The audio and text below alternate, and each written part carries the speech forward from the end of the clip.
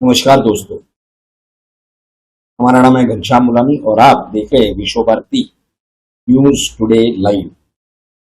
दोस्तों, ये आप ही का चैनल है, इसे जल्द से जल्द सब्सक्राइब करें। आपको बहुत अच्छी अच्छी खबरें आगे मिलने जा रही हैं। ये जानकारियां बड़ी अजीब है। आपने देखा होगा कि किस तरह 24 जनवरी को ये हिंडनबर्ग की रिपोर्ट आई। इसके खिलाफ तो अडानी के खिलाफ अडानी ग्रुप, अरे भाई, अडानी ग्रुप का हिंडनबर्ग से कोई लेना देना नहीं है। लेकिन हाँ, भारत की एक राजनीतिक पार्टी यही गौतम अडानी के पीछे पड़ी हुई है। क्यों पड़ी हुई है? ये सारे जो बातें हैं, इसके ऊपर से आज पर्दा उड़ जाएगा, पर्दाफाश होगा। काफी सारी ऐसी जानकारी हम आपके सामने रखने जा रहे हैं इस वीडियो द्वारा, जो ये भारत का ईमानदार मीडिया नहीं रखता। ईमानदार, आप पूछेंगे ईमानदार क्यों? तो भ्रष्ट मीडिया है? नहीं, ईमानदार इसके लिए क्योंकि बिना पैसे लिए ये कोई काम करता ही नहीं। इसी वजह से ईमानदार मीडिया। तो खैर, जो भी है, क्या है ये सच्चाई है? 24 जनवरी को ये रिपोर्ट छपी और ये जिन लोगों ने ये षड्यंत्र रचा था, कौन है वो भी आगे आएगा, इसी वीडियो में बात आएगी। तो उन्होंने षड्यंत्र तो रच लिया, लेकिन उसके पहले भी कुछ घटनाएं हुई थी। उसके पहले आप ही तय कीजिए, क्योंकि राजनीतिक दल का काम क्या है? फंडिंग मांगना चुनाव के लिए। अडानी कब बड़े हुए? 1980-90 के दशक में, 2000 के दशक में बड़े हुए। तो उन्होंने फंडिंग तो की होगी उस समय के सत्ताधारियों को। इतना समय कौन रहे सत्ता में? क्या उन्होंने पैसे नहीं मांगे होंगे 2024 के चुनाव के लिए? कर्नाटक में और कई चुनाव होने जा रहे हैं उसके लिए। जिस तरह से हमने सचिन वाजे के बारे में बताया था कि ये जो एंटीलिया के बाहर विस्फोटक रखे गए थे, वो कोई टेररिस्ट का मामला नहीं था, ये उग्रानी का मामला था। वसूली इलेक्शन के लिए बृहन्मुंबई महानगर पालिका यानी बीएमसी के चुनाव तब आने जा रहे थे।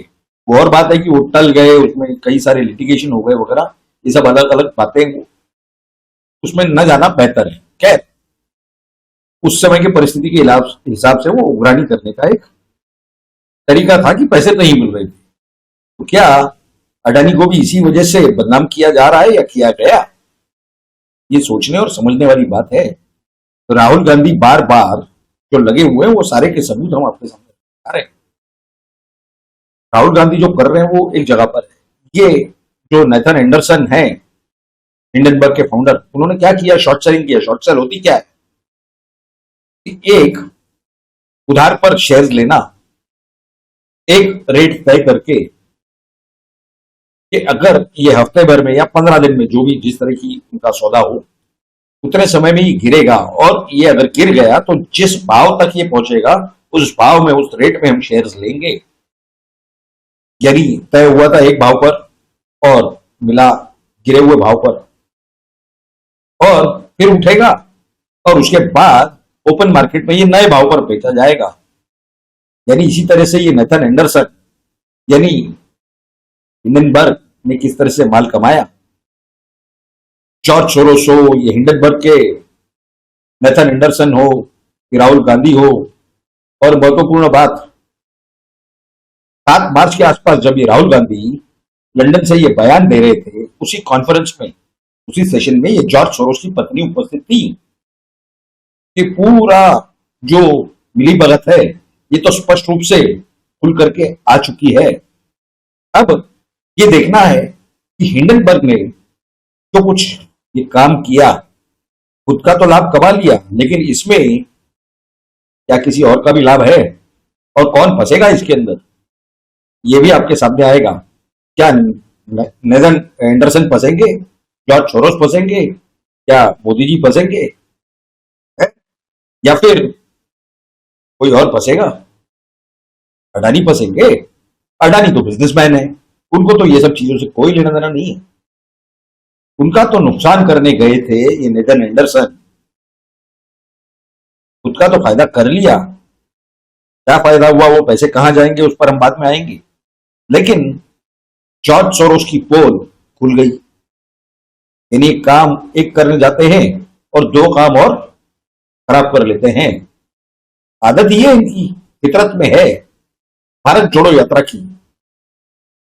पूरा माहौल कांग्रेस के पक्ष में, कांग्रेस को है ना स्ट्रांग करने में लगाया, पूरा जोर लगा दिया, एड़ी चोटी का जोर। उसके बाद लंदन में जाके भारत के खिलाफ बयान दे दिया। ये किराए पर पूरा पानी, जो कुछ जमाया था, जो कुछ स्ट्रांग किया था कांग्रेस को, वो तो खत्म हो गया। उसके बाद और -30-35% नीचे चली गई कांग्रेस। तो इस तरह के हाल है। अब मामला क्या है? महत्वपूर्ण मामला है। क्या कह रहे थे राहुल गांधी? आइए पहले उनके इस वीडियो में हम देखते हैं, सुनते हैं उनका क्या कहना है। सर, बीजेपी इस सेइंग कि आप लोग जुडिशरी पे प्रेशराइज कर रहे हैं। Why do you always say what BJP is saying? Every time you say what BJP is saying. But BJP is claiming that There's a very simple thing. ये जो 20,000 करोड़ रुपए अदानी जी की शेल कंपनीज में हैं, ये किसके हैं? ये बेनामी है, किसके हैं? आपने सुना वो क्या कह रहे हैं? वो कह रहे हैं कि अडानी की शेल कंपनी है और उसमें जो 20,000 करोड़ आए हैं वो किसके हैं।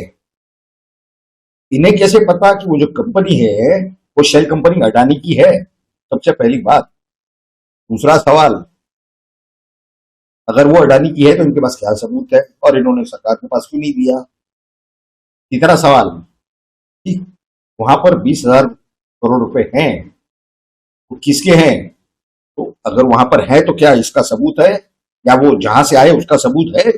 और अगर वो सबूत भी है तो सरकार के पास, मीडिया के सामने ये सारी चीजें देते क्यों नहीं, या फिर ये कोर्ट में यानी न्यायालय में जाते क्यों नहीं? ये क्यों फिजूल की बकवास लगा करके रखी है इन्होंने? कौन फंसेगा? आएंगे उस पर। लेकिन ये इस तरह से काम करने का, इस तरीका यानी इस तरीके से काम करने का किसका काम है? ये कौन करते हैं इस तरह का काम? मालूम है आपको? नहीं? चलिए देखते हैं।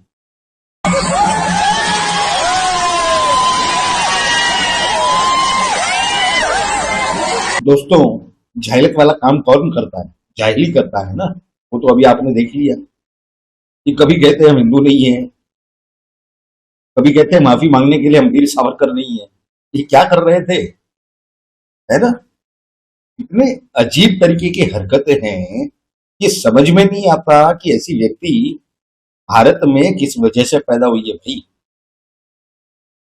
ये बिल्कुल समझ में नहीं आता। अब इन्होंने अगर अपने पार्टी के फंडिंग के लिए, चुनाव के लिए, कोई नेता जेब से पैसे लेकर के तो आते नहीं है, ठीक है, चुनाव में डालने के लिए। ये तो दूसरों से ही लेते हैं, कंपनियों से, इंडस्ट्रियलिस्ट से, बिजनेसमैन से। क्या गारंटी है कि इन्होंने गौतम अडानी जी से पैसे नहीं मांगे थे, फंडिंग नहीं मांगी थी? ये तो दिख रहा है। और इनके तो हाल जो हैं वो तो स्पष्ट रूप से दिखाई दे रहा है। इस तरह से कि जो पूरा इकोसिस्टम है, गौतम अडानी के खिलाफ प्रधानमंत्री मोदी का जबरदस्ती संबंध जोड़ना उनके साथ में, जर्मनी से, अमेरिका, पाकिस्तान ने वही कहना जो ये राहुल गांधी कह रहे हैं, तो पूरा इकोसिस्टम है। क्यों? भारत जो प्रगति कर रहा है, जिस प्रगति पथ पर है, वो प्रगति न हो भारत की, गुलाम रहे, इन अंग्रेजों के नुमाइंदों के नीचे झुका रहे, दबा रहे। लेकिन सच्चाई है क्या? इन्होंने जो किया, पैसे तो नहीं मिले, लेकिन पैसे मिलने वाले हैं।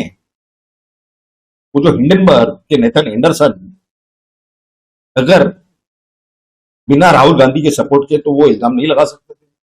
और उनकी टाइमिंग देखिए, 24 जनवरी 2023 को वो एक्सपोज करते हैं, रिपोर्ट देते हैं, जबकि वो खुद ब्लैकलिस्टेड है यूएस में, अमेरिका में। और उन्हें लगा कि वो एक्सपोज करेंगे, बीएसई हिल जाएगा, न्यूयॉर्क स्टॉक एक्सचेंज हिल जाएगा, है ना, पूरी दुनिया हिल जाएगी। कुछ नहीं हुआ। 2 दिन में 5 से 10,000 करोड़ थोड़े से ऊपर नीचे हो गए।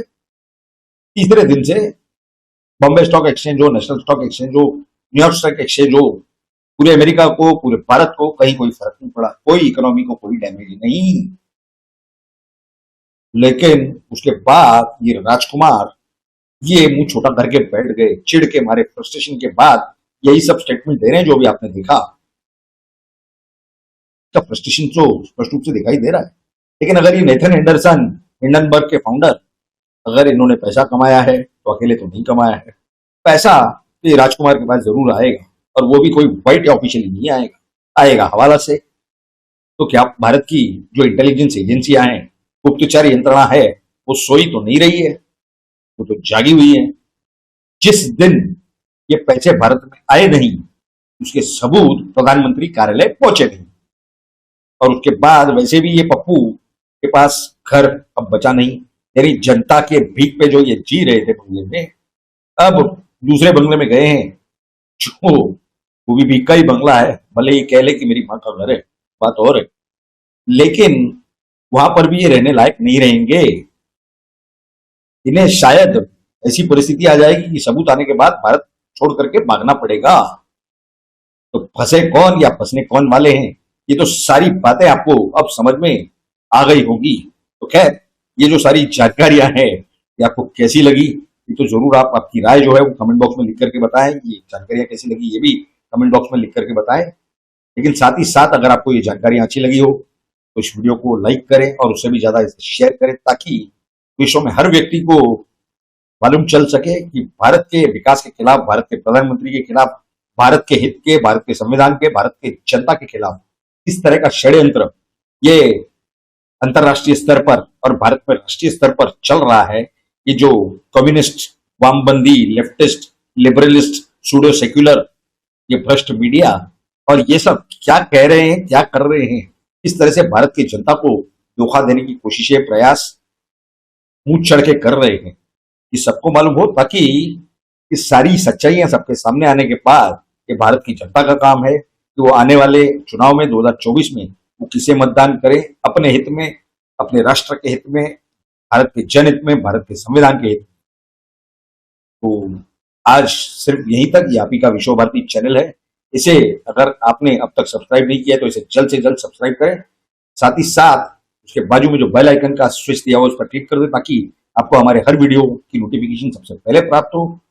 और ये जो जानकारियां आपने पाई इस विषय में, तो आप जो नीचे लिखेंगे आपकी राय, तो हमें बहुत ही अच्छा लगेगा। तो आज सिर्फ यहाँ तक। जल्दी हमारे अगले वीडियो में बहुत जल्द मुलाकात होगी। तो आप सभी लोगों ने इस वीडियो को पूरा अंत तक देखा, इसके लिए आप सभी का बहुत बहुत धन्यवाद। जय मां भारती।